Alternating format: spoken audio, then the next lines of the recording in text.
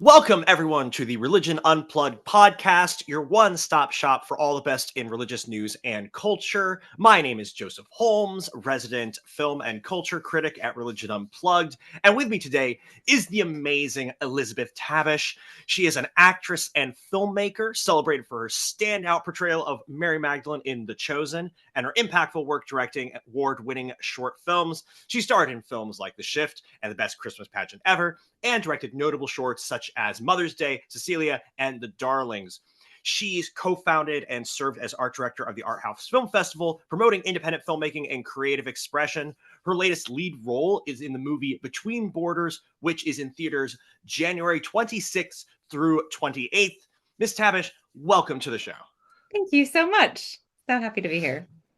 Of course, I was just saying before the podcast that my I have a whole group of friends who know what I do, but don't typically know the people that I am interviewing, and are just very excited to find out that I get to talk to you. And I'm very excited because I'm a big fan of your work in The Chosen and all the other projects. So it's good to talk to Amazing. you. That's nice to hear. Thank you. So whenever get a chance to interview somebody who's in the film industry, I always kind of start out with, you and I both know being in this industry is not something you fall into. You really have to want it to be in it. So what made you decide you wanted to be in film, both on the acting and filmmaking side?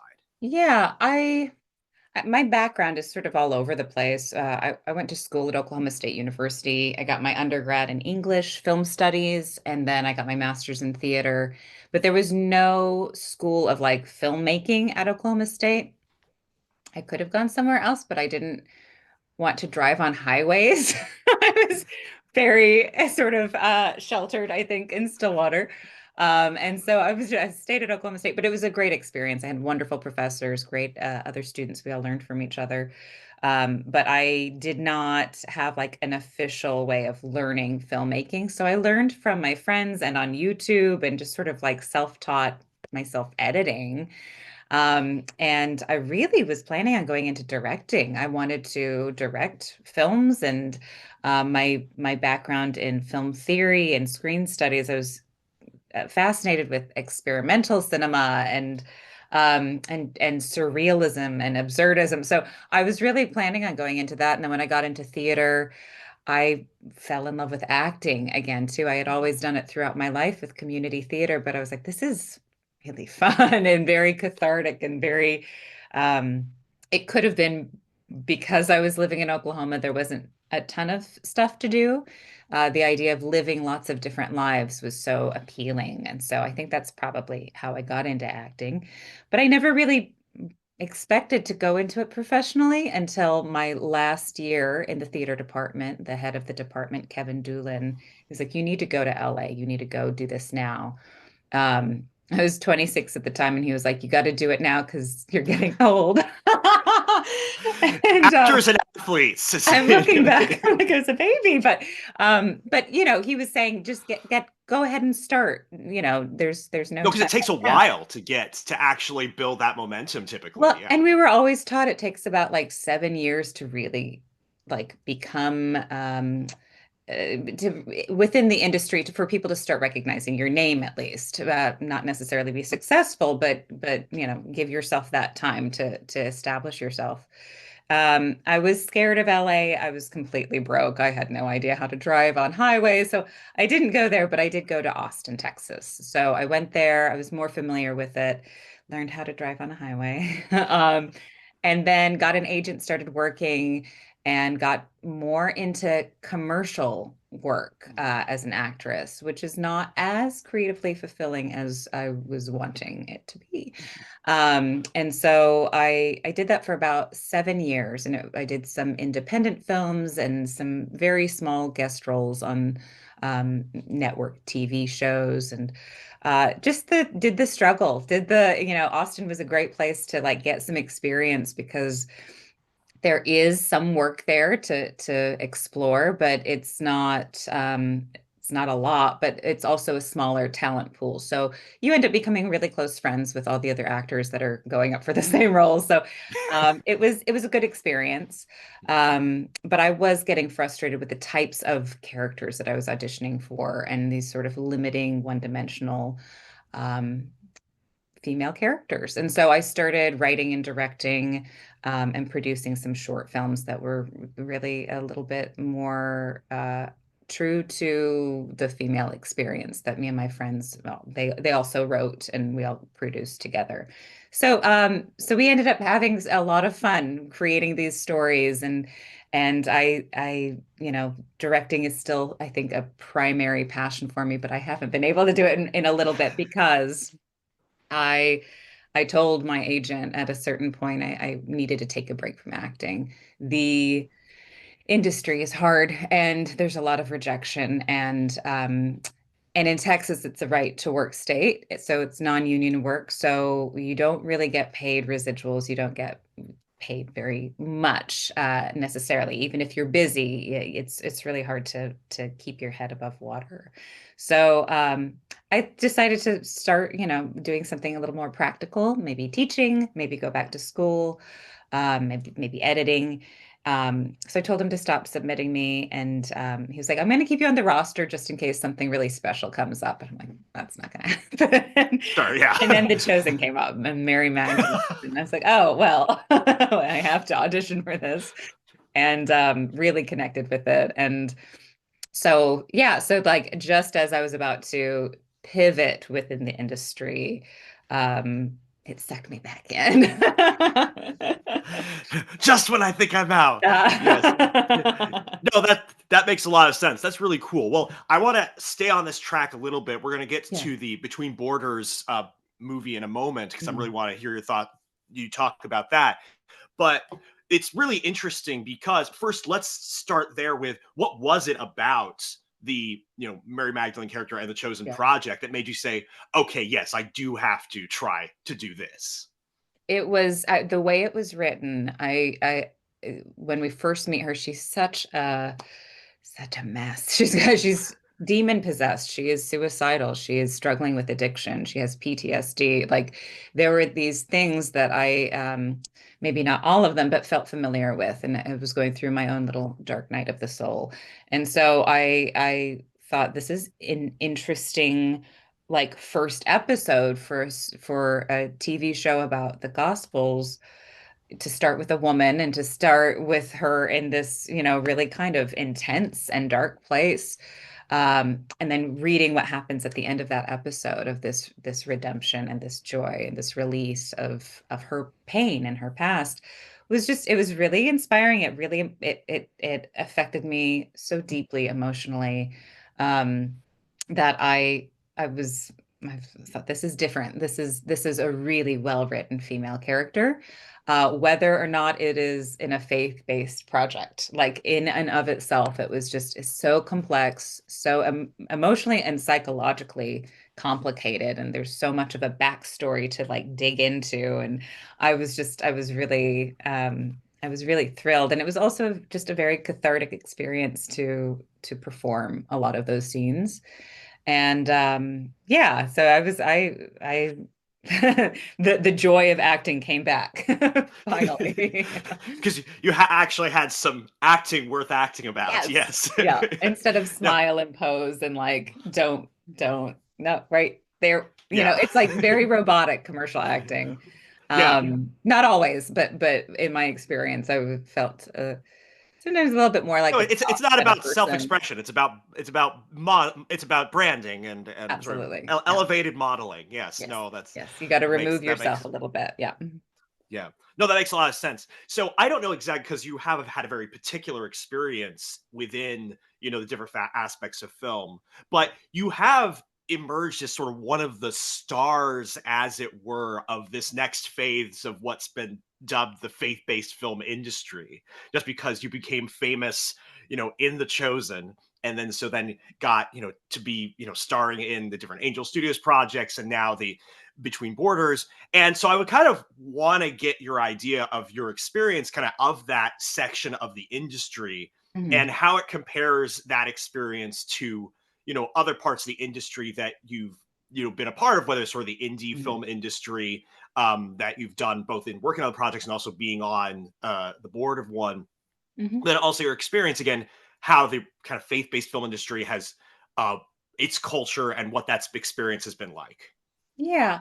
Well, I feel like the faith-based stories that I've been a part of um, are a slightly different brand, and I see that happening more and more.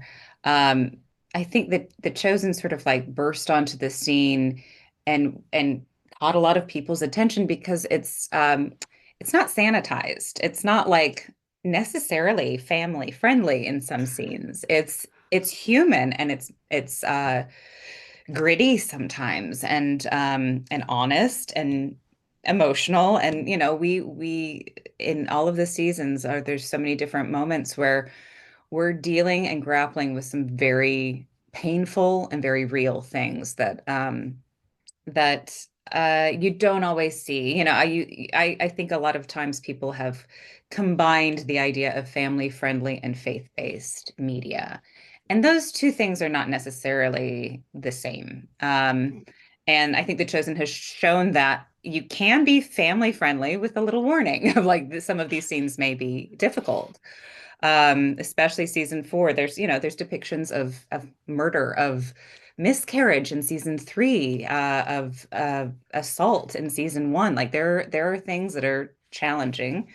Um, and of course, the shift with Angel Studios is sci-fi and violent and then Between Borders, because it is a true story. It really deals with real people in real situations and issues of racism and ethnic tensions and immigration. And so, I am attracted to stories that are rooted in, I think, some reality, but also the difference between all of this and I think mainstream is for me as an actress, there is less focus on what you look like. There's less focus on Mm. appearing a certain way, and more focus um, and on your emotions, on Mm. how the scene affects you, on um, how you can convey certain emotions, and that seems to be much more of a priority. And I know that's also a priority in mainstream, but Sure. there's just like a little bit less of like you have to be pretty or you have to be skinny or all of those things that I really grew up with in my head in my 20s. Kind of gone now. And it's really about being um, you know, bringing your heart to the table and being vulnerable in these stories. So that's been the main difference for me. That's fascinating. And hey, like this is why I like asking questions about that, because yeah, you're obviously, we're not saying that these are exclusive binaries, but Right. you have been in Right. both parts of it, and so that difference of emphasis, your experience of that is really valuable and really interesting to me as a film critic and culture critic. And I'm going to kind of tease out, investigate further about how those cultures develop. Now, Hmm. moving, and I also liked you pointing out that, yeah, you did kind of come in at this shift in the faith-based film industry where you're saying, okay, why don't we maybe expand some of the types of stories we can Hmm. tell? Hmm. And that, I think, has been part of opening up like some great actors like yourself being attracted to being a part of faith-based projects, because you Hmm. can say, oh yeah, there's real meat to dig into that's not always true, and getting those same opportunities in other parts of mainstream as well. Hmm. So moving on to like talking about Between Borders. Well, one of the, I would like to start out just on the basics. Tell me about the project, what it's about, and what attracted you to it. Yeah, it so actually during a screening of The Shift, Isaac Norris, one of the producers, came up to like there was like a meet and greet afterwards, and he came up and he said, "I have a script." My father is also, I think he's one of the producers, but he was one of the missionaries that met the Petrosian family that helped them come to America. So he had been watching The Chosen, and he had watched the scenes with Mary Magdalene. He was like, I think she'd be great for this character, Violet Petrosian. And so he mentioned that, and then they sent a script a little bit later. And the second he told me it was about an Armenian family, I was very, very eager to find out more. I'm part Armenian. My grandmother and great grandmother, growing up, they would speak Armenian to each other. We had all the food, and there was like such a pride in that culture. And there aren't that many stories being told about the Armenian experience and Armenian plight. There have been so many chapters of it. And so I was very, very eager to help tell this one. And then when I read the script, I really fell in love with it. It's the Petrosian family. It's late 80s, early 90s. They were born and raised in Azerbaijan. They have fantastic jobs. Yvonne is a rocket scientist, and I mean, and Violetta is a school principal. And so they have these kind of prestigious jobs. Their two daughters are well-adjusted, happy, their whole family and community is there. Um, and then the ethnic tensions become unbearable and so dangerous and so threatening that they flee to Volgograd, Russia, where Violet's parents went just a few months earlier. And when they're there, they face similar discriminations. It's not quite as violent, but there are constant threats and a lot of harassment and bullying. And so while they're there, they're like, "What is this going to be our home? How can this be at home?" And while they're there, they meet these wonderful Christian missionaries from West Virginia who are there building a church and and they get to, their background is communism, so religion's foreign idea, kind of concept for them. And but as they keep going to this church and finding this community and really experiencing this outreach from these people who want to help them with nothing in return, uh, which is also a foreign concept to them, they're really inspired and really curious. They become curious about all of this. So they end up coming to America to share their story with the church in America. And while they're there, they apply for citizenship. So we witness their journey as they're applying. And the more maybe subtle, insidious challenges of an attorney trying to prove that they didn't face enough harshness to make it make sense for them to come here. So there's lots of journeys for them that they're trying to find home in all of these different places. And I think at the end you realize that they have found a different type of home no matter where they are physically in this world. There is a real um, a truer sense of confidence and security in their faith. Yeah, it's funny because I grew up, hearing stories like this in church about, Hmm. the Hmm. missionaries who would, witness to people in other countries and then be able to also help people to come to the United States and join those Hmm. Christian communities there. Yeah. But I've really never seen that depicted in film before. So for me, it was like Right. Yeah. this is a story that is incredibly common. It may not be the majority story, but it's an incredibly common one. And I keep Yeah. hearing about the discrimination against Armenians, but again, I never see that depicted in film. And so Exactly. I was really excited to see something that felt really in that way, say, representative of stories that don't often get told. And again, even immigration stories, refugee stories often Yeah. focus on the people who are welcoming the refugees in rather than on the experience of the refugees themselves. So that was really Exactly. exciting to me Yeah. in watching it. So it is interesting, kind of, and I will do this one more question, then do a wrap up question.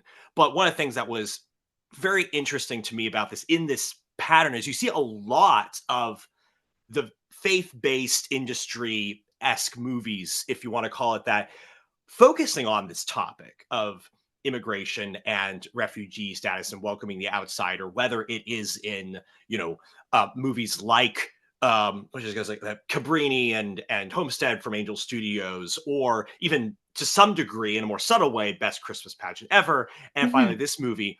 I actually seeing this more often in these faith-based movies than I'm seeing in mainstream.